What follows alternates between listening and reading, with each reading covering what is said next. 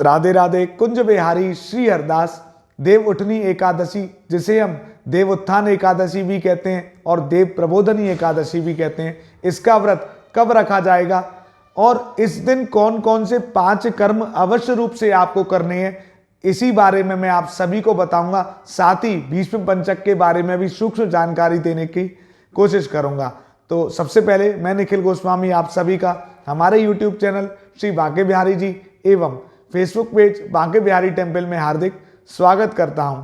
यदि हम एकादशी व्रत की बात करें तो कार्तिक मास के शुक्ल पक्ष की, जिसे हम देव प्रबोधनी एकादशी, देव उठनी एकादशी, देव उत्थान एकादशी कहते हैं, इसका व्रत श्री बांके बिहारी जी मंदिर के पंचांग अनुसार 4 नवंबर 2022 को रखा जाएगा। शुक्रवार के दिन 4 नवंबर को व्रत रखना है, जिसका पारण शनिवार 5 नवंबर 2022 को करना है। अब बात आती है कि एकादशी के दिन क्या करें, वो कौन कौन से 5 कर्म है जो आपको अवश्य रूप से करने हैं, और साथ ही भीष्म पंचक की भी शुरुआत एकादशी के दिन से ही हो जाती है। तो हम एकादशी की बात सबसे पहले करते हैं। सबसे पहले आपको सुबह उठना है और ठाकुर जी की सेवा पूजा करनी है, साथ ही व्रत का संकल्प लेना है। देखो, पूरे साल आप व्रत ना रखते हो तो साल की जो प्रमुख एकादशियों में से एक है देव प्रबोधनी एकादशी। कम से कम आज के दिन तो एकादशी का व्रत जरूर रखें। निर्जल मत रखो, केवल फलाहार रख लो, पर व्रत जरूर रखो। साथ ही एकादशी की कथा का भी श्रवण करो। तो पहला कर्म तो यही है, सुबह उठ के व्रत का संकल्प। दूसरा जो नियम है वो है परिक्रमा का। आप अपने घर के आसपास जो भी मंदिर हो वहां की परिक्रमा जरूर लगाएं। एकादशी कार्तिक में परिक्रमा का बहुत महत्व है और कार्तिक की भी एकादशी, भगवान श्री कृष्ण कहते हैं सब तिथियों में एकादशी तो मैं खुद हूं, सभी मासों में कार्तिक मास में हूं। तो यह भगवान को अत्यंत प्रिय है। तो आप परिक्रमा भी जरूर लगाएं, चाहे कृष्ण जी के मंदिर में जाके परिक्रमा लगाएं, राम जी के मंदिर में जाके परिक्रमा लगाएं, जो भी आपके आसपास मंदिर हो वहां पर परिक्रमा जरूर लगाएं। तीसरा जो कर्म आता है वो आता है तुलसी पूजा का। पूरा कार्तिक मास तुलसी जी की सेवा का बड़ा ही महत्व है। तो यदि आपने पूरे महीने नहीं की हो, कम से कम एकादशी के दिन जरूर करें। तुलसी जी को चुनरी उड़ाएं और उनके पास उनकी आरती भी करें, उनकी पूजा करें, उनकी स्तुति करें, उनकी आरती गाएं। तो पहला व्रत का संकल्प, दूसरा परिक्रमा, तीसरा तुलसी पूजन। अब चौथा जो नियम आता है वो आता है दीपदान का कर्म आप जरूर करें। और दीपदान मैं तो कहूँगा 5 जगह करें इस एकादशी। आप इन 5 जगह दीपक अवश्य जलाएं।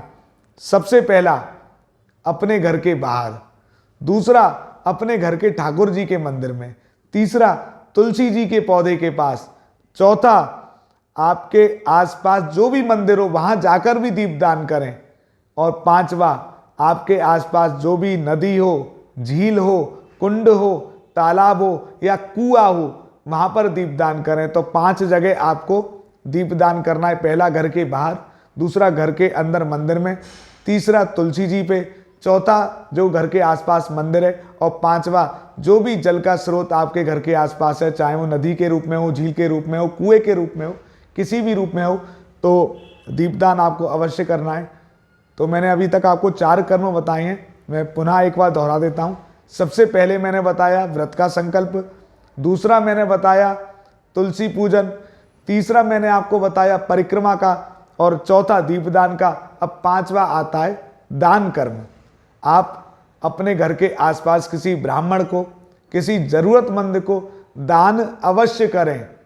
जब दान हम करते हैं तो हमारे बाकी के कर्म भी, और कहते हैं दान देने से धन की भी शुद्धि होती है और मन को भी बड़ा आराम मिलता है, एक आनंद मिलता है जब हम किसी की सेवा करते हैं।